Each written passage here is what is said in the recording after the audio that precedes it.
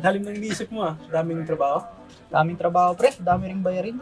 Paano kaya to, pre? Nako, wag mo nang isipin yan kasi pwede naman tayo mag-salary advance sa company natin. Ha?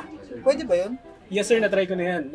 Accredited kasi yung company natin with eSalad under SB Finance. Paano yan, pre? Dahil security banking payroll natin, affiliated dyan yung SB Finance. Pwede mag-salary advance, parang bali, pero through text lang. Ayos yan, pre, ah. Sige nga, turuan mo ako. Ito, check mo kung nag-text sa'yo SB Finance.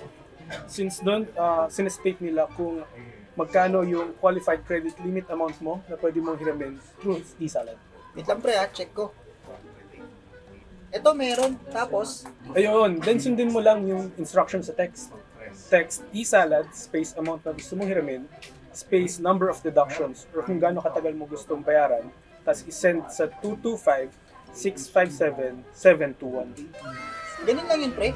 Ayos to, ah. Mukhang mababayaran ko yung mga biglang expenses ko this month. Salamat, pre. Yes sir, i-salad mo na muna yan.